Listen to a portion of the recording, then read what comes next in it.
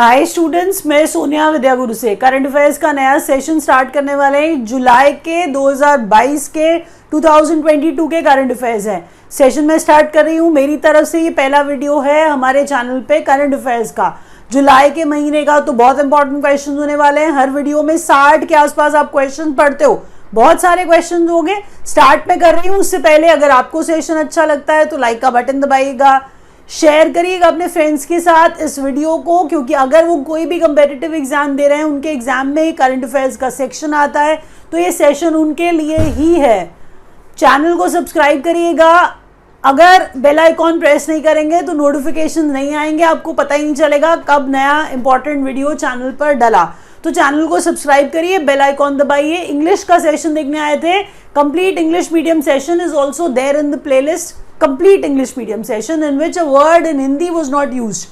Look for that session, उसे देख सकते हैं आप। पहले क्वेश्चन से स्टार्ट करते हैं। नोट्स बनाइए, बिना नोट्स बनाए वीडियो देख के कोई फायदा नहीं होगा। अपने हाथ से लिखने पे याद हो जाता है। पहला question topic wise current affairs होते हैं, तो पहला टॉपिक इलेक्शंस एंड अपॉइंटमेंट्स वाला है। नए चीफ मिनिस्टर महाराष्ट्र के एकनाथ शिंदे बन गए हैं।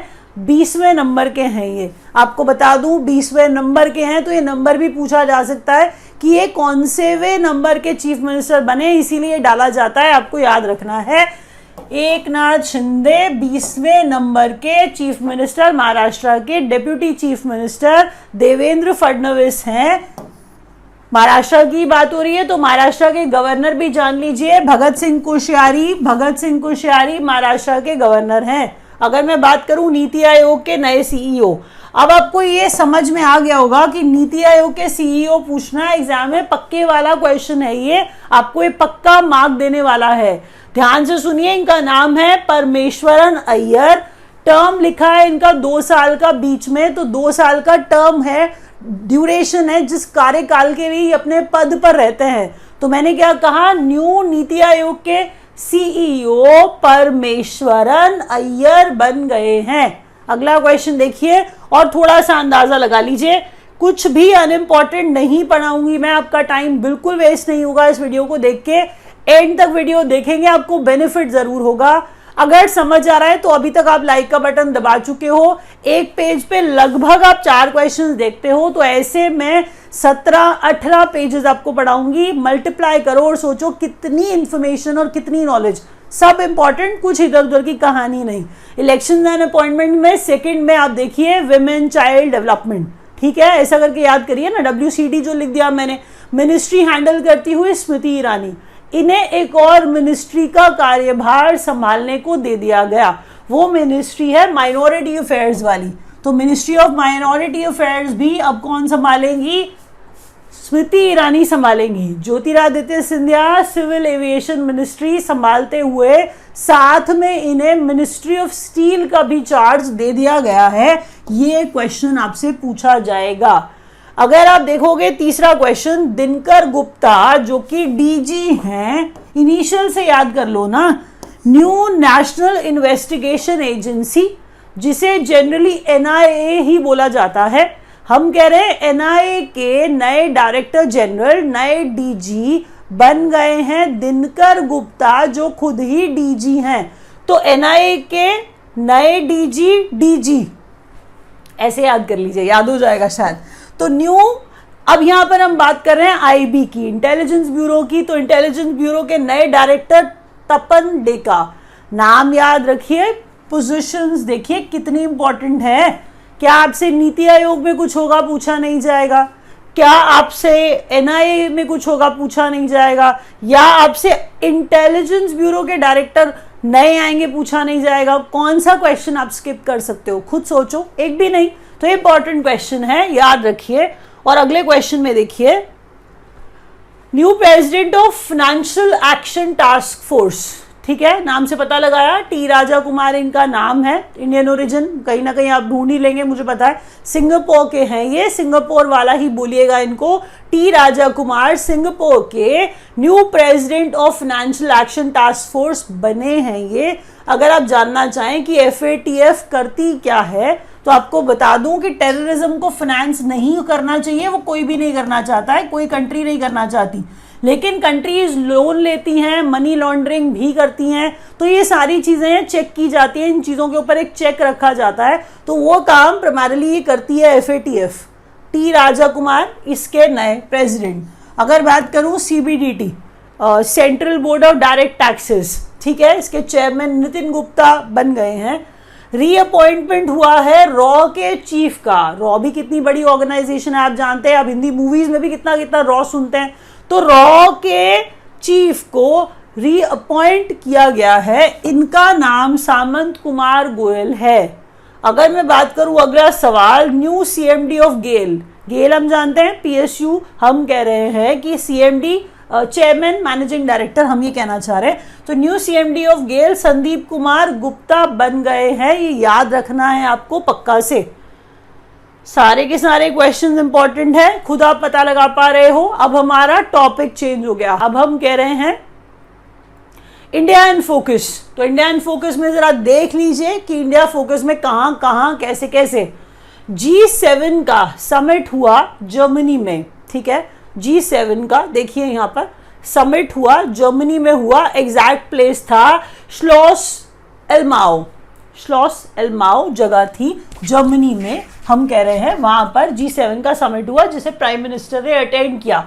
तो अगर प्राइम मिनिस्टर ने एक समिट अटेंड किया है जो इतना बड़ा है, G7 जैसा, जो 48वें नंबर का था, जो 2022 वाला है, आपको ये सारी बातें याद करनी पड़ेंगी ना। तो जगह का नाम श्लॉस एल्माओ, हम कह रहे हैं जर्मनी में, जहां पर प्राइम मिनिस्टर G7 का समिट अटेंड करके आए। G7 की प्रेसिडेंसी इस बार जर्मनी ही कर रहा था, तभी तो वहीं अटेंड करके आए।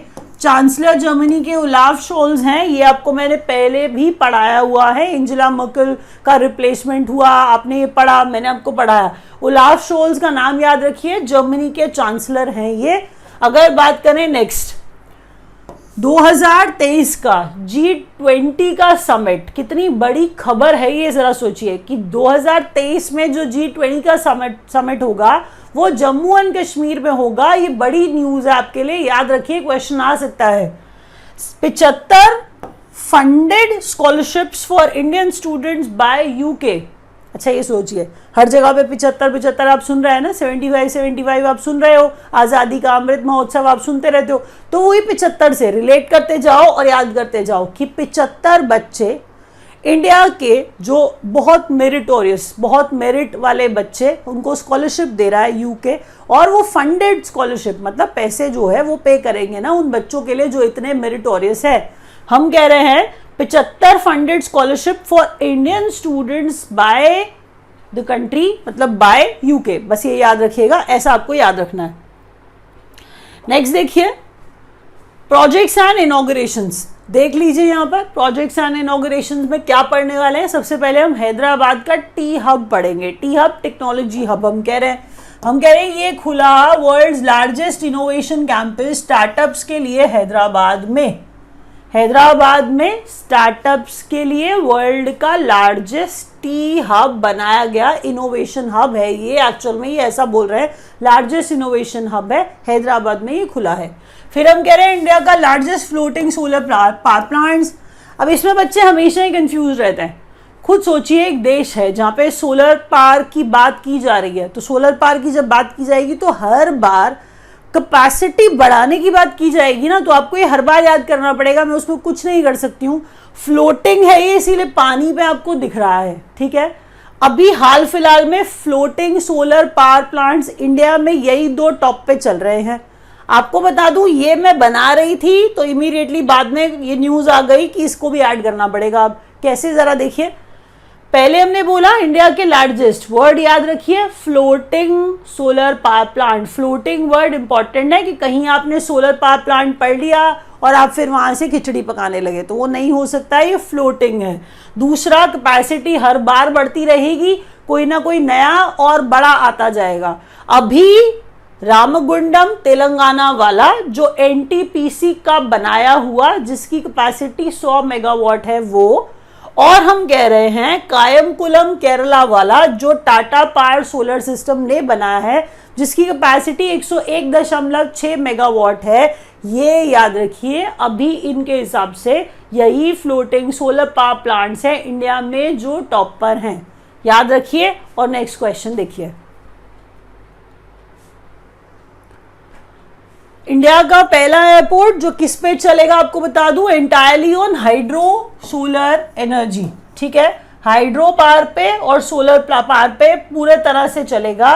इंडिया का ये पहला एयरपोर्ट ऐसा बन गया है जो इन्हीं दो मोड्स को, दो मीडिया को इस्तेमाल करके चलने वाला है। इंडिया का पहला प्राइवेट टूरिज्म ट्रेन, इंडिया का पहला private tourism train under Bharat Gaurav launched from Coimbatore to Sainagar Shirdi, Bharat Gaurav बात कर रहे हैं के तहत के अंतर्गत एक पहली प्राइवेट टूरिज्म ट्रेन, ठीक है, जो कहां से कहां तक चल रही है, कोयम्बटूर से साईनगर शिरडी तक चल रही है। पिक्चर्स आप देख पा रहे हो। अब नीचे रामायण आपको दिख रही है, तो ठीक है, इसे पढ़ते हैं। आप क्या लिखा है, श्री रामायण यात्रा पढ़ रहे हैं एक्चुअल में। इसके बाद पहले हमने क्या पढ़ा था, first private tourism train under what, under Bharat Gaurav. नीचे वाला पॉइंट भी भारत गौरव के बारे में है, लेकिन इसमें ट्रेन बदल गई है। इसमें जो ट्रेन है वो हम कह रहे हैं वो एक्चुअल में श्री रामायण यात्रा चल रही है, जो इंडिया से हम कह रहे हैं नेपाल के बीच में चल रही है। तो आपको ये बता दूं, अंडर भारत गौरव है, फर्स्ट इंडिया और नेपाल टूरिज्म वाली हम ट्रेन कह रहे हैं, जो ऐसी ट्रेन है जो कहां पहुंच गई है, जो जनकपुर धाम पहुंच गई है। आप ये देखिए ना कि इसके अंदर जो ये यात्रा है, किस तरह की यात्रा की जा रही है। ये आप ये समझिए कि किसी आप तीर्थ पे जा रहे हैं, ऐसी वाली यात्रा, धार्मिक यात्रा की बात हो रही है। इसीलिए श्री रामायण यात्रा ट्रेन मतलब श्री रामायण यात्रा है, जो नेपाल से इंडिया और नेपाल के बीच में जो जनकपुर धाम पहुंच गई ट्रेन। नेक्स्ट देखिए जरा, अब कुछ बच्चे जो बैंकिंग की तैयारी कर रहे हैं और कुछ नहीं कर रहे हैं, तो जो नहीं कर रहे हैं वो थोड़ा सा ब्रेक ले लो, क्योंकि अगर आप नहीं दे रहे हो बैंक का पेपर तो थोड़ा सा ब्रेक लेना, खत्म नहीं हुआ है सेशन, कंटिन्यू मैं करूंगी बैंकिंग की ही न्यूज के कुछ थोड़े से टाइम के बाद। आपको एक बात याद करा दूं कि जब बैंकिंग में आप एग्जाम देने जाते हो, सारे बच्चे सोचते रहते हैं कि बैंकिंग में प्रीवियसली क्या हुआ था वो पढ़ के जाएंगे, नहीं आता है वो बहुत ज़्यादा, समझिए आप अपना टाइम वेस्ट करेंगे। करंट में बैंकिंग में क्या चल रहा है वो पूछा जाता है एग्जाम में। आप खुद सोचिए, जब आप मेरे को खुद लिख के भेजते हो कि आपके कराए हुए 10 क्वेश्चन आए, आपके कराए हुए 12 क्वेश्चन आए, आई गेट हैप्पी, लेकिन आपको भी तो समझ में आता है ना कि मैं बीइंग अ टीचर आपको रेलेवेंट ही बता रही होती हूँ। तो रेलेवेंट चीज वही है कि करंट में बैंकिंग में क्या चल रहा है वो आपको पढ़ के जाना है अपने IBPS क्लर्क के, IBPS PO के एग्जाम के लिए। अगर SBI निकलाता है तो उसके लिए भी क्वेश्चन आपके सामने हैं, ध्यान से पढ़िए। अगर लाइव क्लासेस ज्वाइन करना चाहते हैं, आपको नंबर्स नीचे दिए गए हैं, आप वहाँ पे हमें कॉल करके लाइव क्लासेस ज्वाइन कर सकते हैं। आप वीडियो प्रोग्राम भी हमारा ले सकते हैं, हमारे पास वीडियो प्रोग्राम भी है अगर आप किसी एंट्रेंस एग्जाम की तैयारी कर रहे हैं तो। पहला क्वेश्चन, कैंपस पार। अभी मैं आपसे बीइंग अ स्टूडेंट पूछ रही हूँ, आप इसको बैंकिंग का न्यूज समझ ही नहीं पाओगे अगर आपको कोई पूछ ले कैंपस पार क्या है। आपने उसको पक्का जूता ही समझ लेना है। कैंपस पार जो है एक्चुअल में ICICI बैंक का एक डिजिटल प्लेटफॉर्म है। क्या है?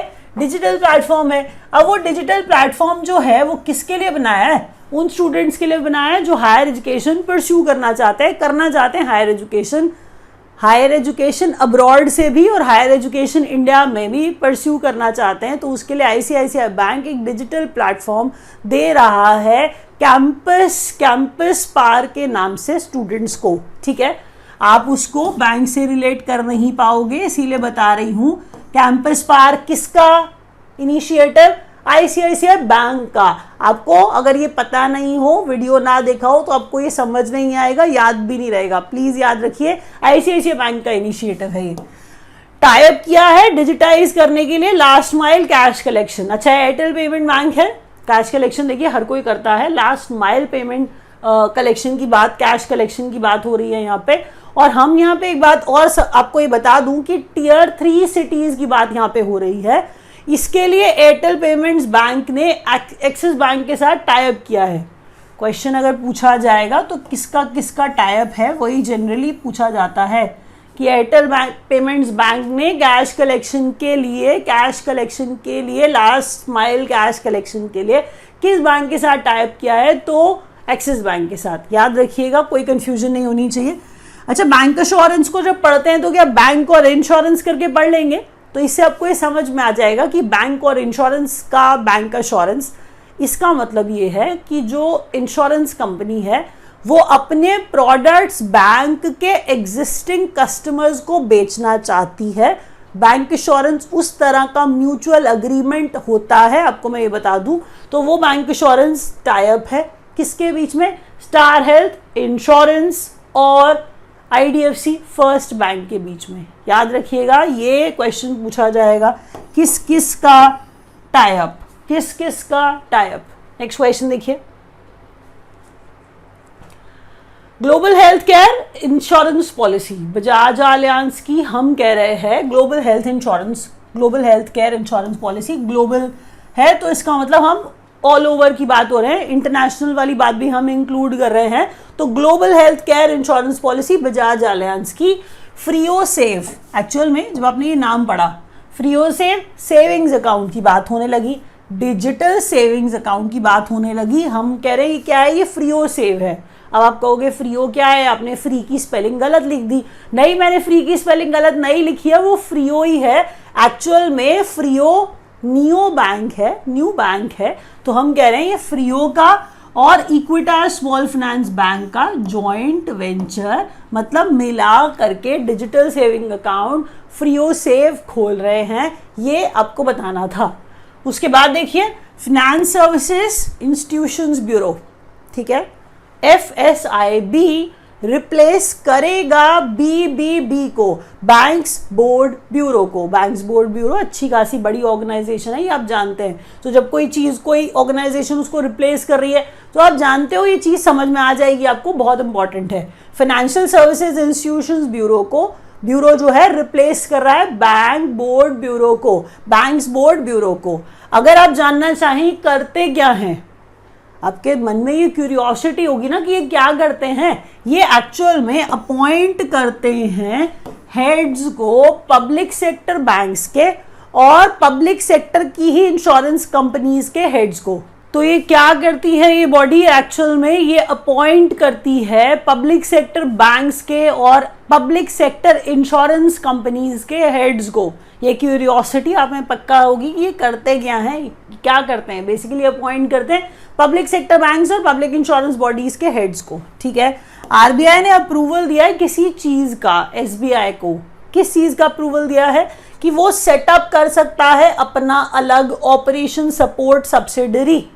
तो याद रखिएगा, दोबारा बोल दूं, क्या सेटअप करने का परमिशन RBI ने SBI को दिया है, कि वो अपना ऑपरेशन सपोर्ट सब्सिडरी बना सकता है। ये याद रखिएगा, इसका अप्रूवल RBI से उसे मिल गया है। ये पूछा जाएगा आपसे, क्या बना रहा है, operation support subsidiary. Next question देखिए, अब स्पोर्ट्स न्यूज पे आ जाते हैं। सारे स्पोर्ट्स वाली पिक्चर्स भी आ गई, अदानी भी आपको दिख गया, तो अदानी स्पोर्ट्स लाइन की बात से ही स्टार्ट करेंगे हम।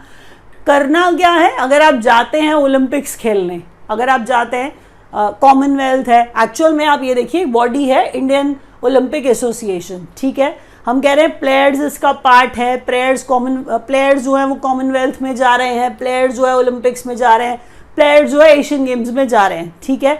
लेकिन इंडिया की तरफ से जब इंडिया के प्लेयर्स जा रहे हैं तो they require sponsors for the same, ठीक है। स्पॉन्सर क्या मिला, हम कह रहे हैं प्रिंसिपल स्पॉन्सर मिला अदानी स्पोर्ट्स लाइन इनको। सुन लीजिए दोबारा से, principal sponsor for Indian Olympic association at Asian games, Commonwealth games and Olympics for 2024 also. Olympics 2024 वाले के लिए भी अदानी स्पोर्ट्स लाइन ही स्पॉन्सर बन गए, principal sponsor I mean to say. Madhya Pradesh पहली बार रणजी ट्रॉफी जीता है।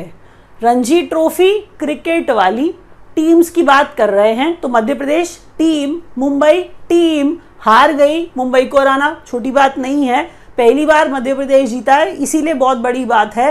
टीम इवेंट होता है, पहली बार मध्य प्रदेश जीता है रणजी ट्रॉफी 2022 वाली, मुंबई को हरा के। रनर अप का नाम भी पूछा जाता है, हर हाल में याद रखिएगा। मैन ऑफ द टूर्नामेंट लग तो आपको जाएगा कि वो मध्य प्रदेश वाला ही कोई होगा, लेकिन वो मुंबई वाली टीम का है। उनका नाम है सरफराज खान, जो मुंबई की टीम से हैं। Sarfaraz Khan man of the tournament. Man of the tournament कौन सा टूर्नामेंट? रणजी ट्रॉफी, जिसकी बात ऊपर चल रही है। नीचे देखिए, फीफा फुटबॉल की बात होने लगी, फुटबॉल वर्ल्ड कप, ठीक है, फीफा फुटबॉल वर्ल्ड कप 2026 वाला, जिसको यूएसए, मेक्सिको और कनाडा, मेक्सिको, यूएसए और कनाडा होस्ट करेंगे। ये आपको याद रखना है। नेक्स्ट क्वेश्चन देखिए, स्टेट न्यूज की बात अब हम कर रहे हैं। स्टेट न्यूज में देखिए कि क्या बड़ी न्यूज बनी है जो आपके एग्जाम में आ सकती है।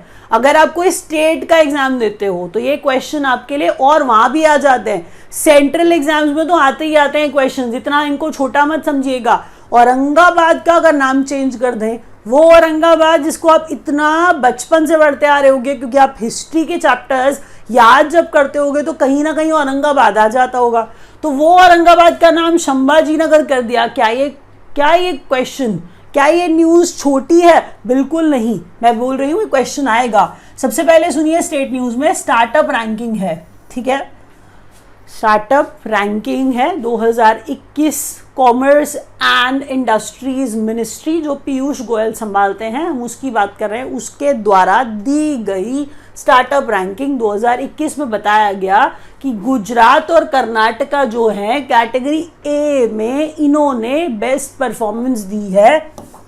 स्टार्टअप की बात कर रही हूं, उसमें बेस्ट परफॉर्मेंस कैटेगरी बी में। अब कैटेगरी बी में कौन? कैटेगरी बी में वो स्टेट्स की बात कर रही हूं जिसके अंदर हम कह रहे हैं पॉपुलेशन 1 करोड़ से कम है। इसके अंदर टॉप किया है मेघालय ने। याद रखिए, स्टार्टअप रैंकिंग की बात होने लगी। अगर आपसे पूछा जाएगा एग्जाम में कि ये स्टार्टअप रैंकिंग कौन देता है, तो शायद आप इसे किसी और मिनिस्ट्री से जोड़ दो। कॉमर्स एंड इंडस्ट्रीज की निकाली हुई स्टार्टअप रैंकिंग है ये, जिसमें हम कह रहे हैं गुजरात और कर्नाटका टॉप पे कैटेगरी ए में। कैटेगरी भी आपको याद करनी पड़ेगी, मैं आपको बता दूं, कैटेगरी बी में मेघालय टॉप पे। औरंगाबाद का नाम बदलकर संभाजी नगर कर दिया है और उस्मानाबाद का नाम बदलकर धाराशिव कर दिया है। याद रखिएगा, उस्मानाबाद का नाम बदलकर धाराशिव कर दिया गया है। नवी मुंबई इंटरनेशनल एयरपोर्ट का नाम बदलकर डीबी पाटिल इंटरनेशनल एयरपोर्ट कर दिया गया है। ये वो इंपॉर्टेंट चीजें हैं जिनसे आप खुद भी जुड़े हुए हैं। सीधी बात है, आप भी मुंबई ट्रैवल करते हैं, आप भी एयरपोर्ट से ट्रैवल करते हैं, तो नाम बदला है, याद रखिए, नवी मुंबई इंटरनेशनल एयरपोर्ट का नाम बदलकर डीबी पाटिल इंटरनेशनल एयरपोर्ट कर दिया गया है। अगला क्वेश्चन देखिए, बहुत इंपॉर्टेंट क्वेश्चन है, ध्यान से पढ़िएगा इसे। अब यहाँ पे हम क्या कहने वाले हैं? हम कह रहे हैं मिनिस्ट्री ऑफ एजुकेशन का परफॉर्मेंस ग्रेडिंग इंडेक्स, ठीक है, पढ़ाई को लेकर के ही है, शिक्षा से ही संबंधित है कि कैसे स्टेट्स परफॉर्म कर रहे हैं और कैसे स्टेट्स में डिस्ट्रिक्ट्स परफॉर्म कर रहे हैं। दो बातें हैं, अलग अलग हैं, आपको ये जानना है और इसी से आपको याद रखना है, ठीक है। दोबारा सुनिए, स्टेट्स के अंदर डिस्ट्रिक्ट्स होते हैं, राजस्थान जैसे, राजस्थान के 3 डिस्ट्रिक्ट और वही तीनों टॉप पर। सीधी बात है, ये आप जानते हैं, कांग्रेस की गवर्नमेंट है वहां पर। तो फर्स्ट सीकर है जो राजस्थान है, सेकंड है झुंझुनू है राजस्थान है, थर्ड है जयपुर है जो राजस्थान है। तो ये जो डिस्ट्रिक्ट्स टॉप पर रहे 3, वो तीनों के तीनों ही राजस्थान के डिस्ट्रिक्ट्स है। अब मजे की बात, जरा नीचे आइए और देखिए, यहां पर हम डिस्ट्रिक्ट्स की बात कर रहे थे, यहाँ आपको कंफ्यूजन मिलेगा और आपको सारे कहते हुए नजर आएंगे कि यहाँ पर परफॉर्मेंस ग्रेडिंग इंडेक्स में तो राजस्थान टॉप पे है। राजस्थान टॉप पे नहीं है, राजस्थान के डिस्ट्रिक्ट्स टॉप पे हैं। अब ओवरऑल की बात कर लेते हैं, ओवरऑल स्टेट की बात कर लेते हैं। अब नीचे आके ओवरऑल की बात करते हैं। टॉप स्टेट्स में 19-20 का साल है, देखिए। तो ये अगर मैं अब बोलूं पंजाब में अब गवर्नमेंट चेंज हो गई है, तो मैं ये अब की बात नहीं कर रही हूं, मैं ये पीछे कांग्रेस वाली गवर्नमेंट की ही बात कर रही हूं कि जब कांग्रेस की गवर्नमेंट थी तब टॉप स्टेट्स में ओवरऑल लेवल 2 ग्रेड, पहले पंजाब, फिर चंडीगढ़, फिर तमिलनाडु, फिर केरला। अब यहाँ पर आपने एक इंपॉर्टेंट पॉइंट पढ़ा, वो था no state in level 1। Look at this picture now. States आपको यहाँ दिख रही हैं, यहाँ दिख रही हैं, यहाँ दिख रही हैं, लेकिन मैंने क्या कहा, ये तो लेवल 2 है, ये लेवल 3 है, ये ग्रेड 1 है। हम कुछ और बात कर रहे हैं, हम कह रहे हैं ये है लेवल 1। कह रहे हैं कि जो 951 से 1000 के बीच में रहता है, स्कोर करता है, उसे लेवल 1 में रखा जाता है। तो आप देख पा रहे हो यहाँ कुछ नहीं है, इसका मतलब कोई भी स्टेट लेवल 1 में तो आई ही नहीं, इतना तो लेवल अचीव ही नहीं किया।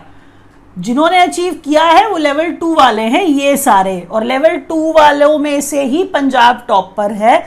और लेवल 2 मतलब ग्रेड 1 प्लस प्लस लेवल 2 जो 901 से 950। अगर आप डिटेल जानना चाहते हो कि कितना स्कोर करके वो लेवल 2 में स्टेट पहुंची है, तो पंजाब टॉप पर है। और ये बिल्कुल ऐसे ही आपको इसी सीक्वेंस में बता दूं, ये सारे इसी सीक्वेंस में टॉप पर है, ठीक है, याद रखिएगा हर हाल में। और नेक्स्ट क्वेश्चन देखिए। अब हमारा टॉपिक आ रहा है इंटरनेशनल न्यूज का, जिसमें आप इन्हें देखिए जरा, इन पिक्चर्स को देखिए। न्यू प्रधानमंत्री इजराइल के यार लापिड नाम है इनका, सेंट्रिस्ट यश आतद पार्टी के हैं ये। नाम पार्टी का जरूर याद रखिएगा, सिर्फ यार लापिड याद रखने से नाम चलेगा नहीं, क्योंकि वो आपसे पूछेंगे कि सेंट्रिस्ट यश आतद पार्टी के ये हैं, तो पार्टी का नाम आपके लिए इंपॉर्टेंट है। New Philippines president Ferdinand Marcos junior. Ferdinand Marcos junior, हम कह रहे हैं ये फिलीपींस के प्रेसिडेंट बन गए हैं। पीयूष गोयल ने अटेंड किया 12वें नंबर का वर्ल्ड ट्रेड ऑर्गेनाइजेशन का मिनिस्टेरियल कॉन्फ्रेंस जिनेवा में। जिनेवा कहाँ है? स्विट्जरलैंड में है, याद रखिएगा। पीयूष गोयल की बात अभी हमने की भी थी, कॉमर्स एंड इंडस्ट्रीज मिनिस्टर, याद होगा आपको। तो Geneva Switzerland. Number 1 on EIU। EIU क्या है, जरा इस पिक्चर में देखिए। Economist intelligence unit, economist intelligence unit का ग्लोबल लिवेबिलिटी इंडेक्स। अच्छा, कभी कोई इंडेक्स पढ़ते हैं तो इंडेक्स के अंदर कौन बनाता है या किसके द्वारा पब्लिश किया जाता है, मतलब एक ही बात है ना, तो वो पूछा जाता है कौन नंबर 1 पे रहा। अगर कंट्री है या कंट्री का कोई स्टेट, यूनियन टेरिटरी, मतलब कोई प्रोविंस, कोई पार्ट टॉप पे है, तो बताया जाता है, ठीक है। नंबर 1 इकोनॉमिस्ट इंटेलिजेंस यूनिट के ग्लोबल लिवेबिलिटी। अब ये याद रखिए ना, जहां पर आप रह पा रहे हैं, अच्छे से काट पा रहे हैं, आपका गुजारा अच्छे से चल रहा है, तो वो लिवेबिलिटी इंडेक्स। तो वियना इसमें टॉप पर है, वियना। अब आपको ये सुनकर हैरानी होगी कि दिल्ली इंडिया में नंबर 1 पर है लिवेबिलिटी इंडेक्स में। 140वां नंबर बहुत बहुत बहुत पीछे है, मैं आपको बता दूं। लेकिन दिल्ली के बाद और भी बहुत सारे नाम आपको बैंगलोर जैसे पढ़ने को मिलेंगे, तो आपको बता दूं उस तरीके से दिल्ली नंबर 1 पे रखी गई है। इसका मतलब नंबर 1 वैसे नहीं है, इंडिया में नंबर 1 पर है, ये आपको याद रखना है। नंबर 1 पे तो वियना है, जो कहाँ पर है, ऑस्ट्रिया में है। ऑस्ट्रेलिया नहीं है, ऑस्ट्रिया है, ये भी याद रखना है। गवर्नमेंट स्कीम्स है, बहुत इंपॉर्टेंट होती है, एग्जाम में आती है। 6000 करोड़ का एक्सपेंडिचर आउटले रैंप के ऊपर। रैंप अगर आपसे कोई पूछ ले कि क्या है, तो MSME की परफॉर्मेंसेस को सुधारने के लिए एक गवर्नमेंट की स्कीम है। अगर आपसे रैंप की कोई फुल फॉर्म पूछ ले, तो उसमें M जो है वो तो MSME निकल ही आएगा, वो आप जानते हो। अब P मैंने बोल दिया MSME की परफॉर्मेंस सुधारने के लिए है, तो P तो परफॉर्मेंस हो गया। Raising and accelerating MSME performance, raising and accelerating MSME performance, जिसके ऊपर 6000 करोड़ का बजट खर्चा करने का प्लान है। ये है गवर्नमेंट की स्कीम रैम्प। तो पूछेंगे रैम्प किसके लिए है, वो आप बता दोगे। जैसे अगर आप निपुण देखो, तो निपुण में वो आपसे पूछ लेगा निपुण किसके बारे में है, रैंप किसके बारे में। तो रैंप MSME के बारे में, निपुण जो है निर्माण वर्कर्स के बारे में है, क्योंकि जो निपुण के अंदर लास्ट वाला N है वो निर्माण वर्कर्स है।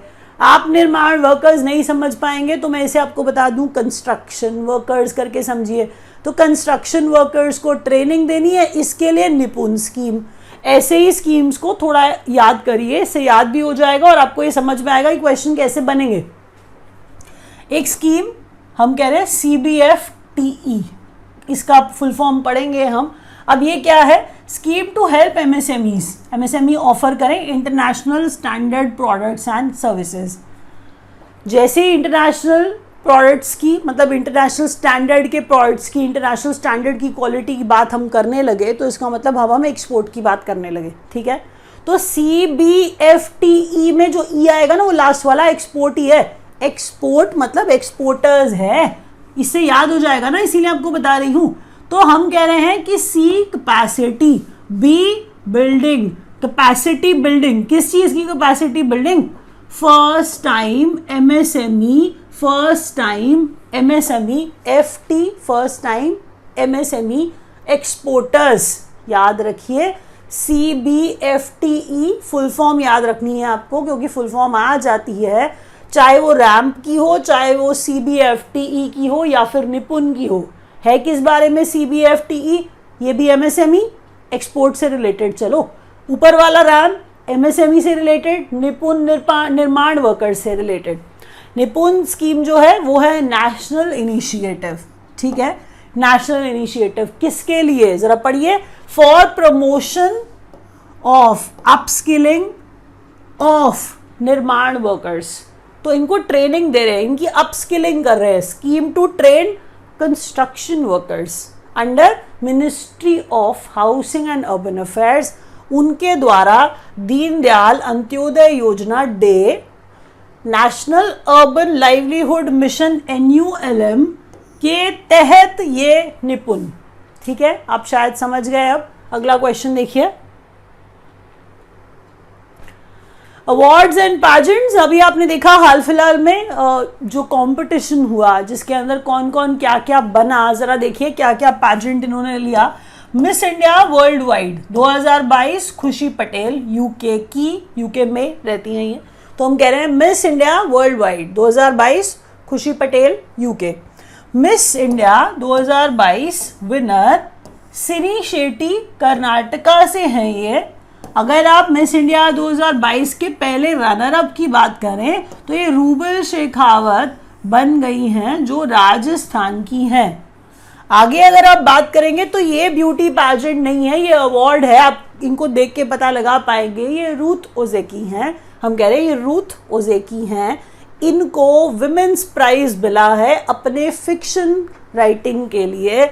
और रूथ ओजेकी फिक्शन राइटिंग में बुक कौन सी, the book of form and emptiness, the book of form and emptiness ये किताब का नाम है, जिसके लिए इन्हें विमेंस प्राइज मिला है। अब मेरे को लगता है चारों की चारों चीजें आपको याद हो गई होंगी। नेक्स्ट क्वेश्चन देखिए, इंपॉर्टेंट डेज एंड डेट्स हैं यहाँ पर, इसी पेज पे हम रैप अप कर देंगे, इसीलिए थोड़ा सा और इंटरेस्ट के साथ देखिए। लास्ट पेज है, अगर वीडियो अभी तक देख रहे हैं तो लाइक जरूर दबा दीजिएगा।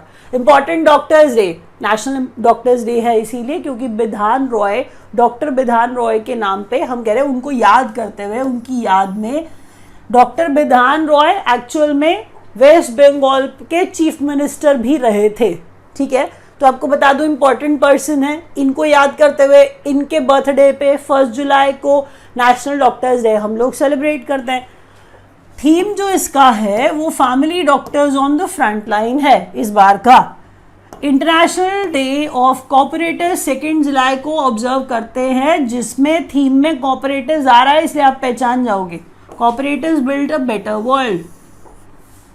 वर्ल्ड रेफ्यूजी डे जून को, वर्ल्ड रेफ्यूजी डे 20 जून को। थीम जो है इसका हुएवर, वेरेवर, व्हेनेवर। अब ये गाना नहीं है, आपको ऐसे याद करना है। तो world refugee day 20 June, whoever, wherever, whenever, everyone has the right to seek safety. तो आपने अभी तक वीडियो देखा, thank you so much for watching. अगर आपको अच्छा लगा हो तो लाइक कर दीजिएगा। Thank you.